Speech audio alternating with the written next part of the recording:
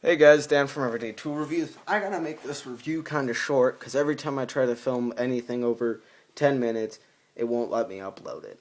So I'm gonna try to do this kind of quick and see how it does. This is the Crkt M21 Special Forces model G10 grips, and I have played around with this with quite a while. It has the VEF serrations, and I used it off and on, and then I've abused it the past week. Like, literally, I was banging the thing on with wood. I was doing spine wax, wine spacks. Why? I was doing a lot of other stuff with this, and just all around, it succeeded, and only failed a few times. Oh, failed a few tests. It didn't. The knife didn't fail itself, as in it broke, but it didn't pass my expectations of what this knife should have done. It's a utility folder that main purpose is so that way, even if the edge gets dulled, you can still use the thing, and you don't have to worry about sharpening it. And I think that's what they're trying to accomplish with this. And I think they did a good job at that. The edge does get dull on this pretty quick, but you do see that that somewhat showing as to how well it still cuts when it's dull. And it is fast. It is fun to play around with. There's 3 ways to open it. There's the flick, easy. Everyone loves the flick. It's an addictive flicker. I flick it out because it's so much fun. Fast. You gotta close it somewhat 3-handed because of that auto lock system on there, which I do kind of enjoy a little bit. It gets a little annoying after a while, but great knife. The serrations on here are those VEF serrations. There's 4 of them actually on here. Not too bad when I first started cutting through paper and anything, but once you start using them and start abusing them, they will start to fold on you and break and chip. And if you guys, I don't think you guys can see that, but yeah, you guys sort of can. If you notice on there, it's very chipped up and very dull. So I was kind of disappointed with that. They're hard to sharpen, but now if you try to cut through like paracord, I just tried to cut with, and it failed on that remark.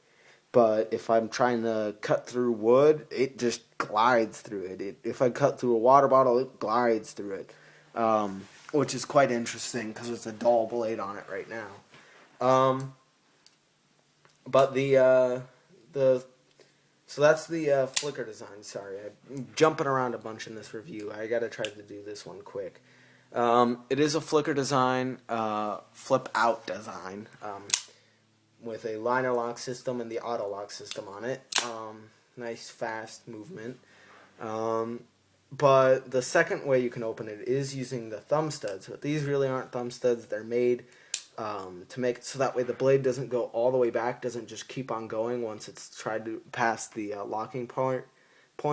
So it's not usually meant to be used as a thumb stud. Plus, it's a little bit slower than I would like. The third way to open it is if you have it tip up carry, and I'm a right-handed tip up carry kind of guy, you can, as you're pulling it out of your pocket, snag it on your pants, and as it's popping out of your pants, it will open, just like a wave system or a friction system, like on the Mantis Chaos. Well, not the Chaos, the another knife, the Psycho, which I might get sometime. Sorry for the barking in the background, but grips on this are G10, skeletonized and drilled out for pocket clips on all 4 sides, and it is skeletonized liners, which I'm very happy with on how light it is. It does get dirt in there, but if you guys just take an air gun and like a air compressor and blow out all the air in there, you'll be perfect, or one of those dust offs for computers. The knife itself, blade steel is like an AUS 8 or an AUS 6. I don't remember exactly, but it's fine. it doesn't take an edge well after you've used it. It's very hard to sharpen, and especially combo edges are hard to sharpen. And the difference between this model and this regular models, this is the Special Forces, is the black on black, and this hilt on the grip, and that makes it so that way your hand can't slip forward, but it also prevents you from having a very comfortable while you're trying to choil the blade. There's a Tonto variation of this that I don't have here, but might get that, I don't know, probably not for a couple of years, once they fix some problems. It is a pillar construction follow through, and I do find some problems with that because they did kind of wimp out on these pillars. They only put 2 in down there, and then there's nothing for a good portion of the grip, which I find if you're a bigger guy and you're gripping in, you can actually bend in those liners and maybe even crack through the G10 and break the knife itself. It doesn't center exactly right, but it centers very well. And there is a detent in the G10 right there for your thumb to reach in to close it. And you can't close it without turning the auto lock system off. And you can close it one-handed. All you have to do is push down on the auto locks, push in on the liner, and you can let go of the auto locks by then, and then just push up on the blade, that back end of the blade, and then just close it one-handed. I prefer closing it two-handed. It's just easier. It is lightning fast and fun to flick out, fun to show off. It's a big blade. It doesn't weigh all that much. I don't remember the exact weight, and I don't have a scale here, but I would tell you. I realized I'm out of focus that entire time. Sorry, guys. But, you know, it's a pretty good knife. Good chopper. I was batoning with it. It worked fine. Did get a little loose on the blade play, but I haven't Loctited the bolt, which I do suggest you guys doing. Not much else to say about this knife. There's some pros and cons to this. The G10's not so grippy. They did roll the edges on the G10, so it is nice and comfortable to grip. Pocket clip does not retain very well and is easily clipped on other things. I already talked about the problems with the blade. It does cut through water bottles, any chop cutting, really fast and really well.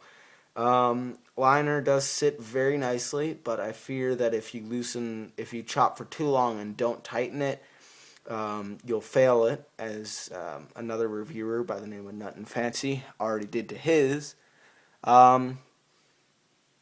And I don't see too much more with this knife. I do use it from time to time. I use it about once a day and go out and just pound on it and pound on it and pound on it until it fails. And once it does fails, I'll film a video about it, contact Crkt and get a new one, maybe in the Tonto variation or a different knife from them. I did wear off the black part of the blade trying to do the batoning, but I think that makes it just look a little cooler. Not much else more to say about this blade, guys. Great knife for about $30 is what I got it for. 30 to 40 bucks. Large folder. If you guys like large tactical blades that can be used for survival situations, I suggest getting something like this. But I would rather look around and see if there's something else out there that would be good to find. And I'm going to touch base on that probably in another video. But quick update, guys. I just finished this review, but the Bear Grylls survival knife just got hit kind of big because of the handle material on it. Is known to break the pommel on it. I've seen 2 photos of it breaking already. And that's just from another YouTuber, Equipped to Endure. Good guys there, and I'll probably refer to them a few times. So yeah, this has been Dan from the Everyday Tool Reviews, and this has been my review on the m21-14 Special Forces model of the from Crkt. So yeah, this has been me, and I'm out.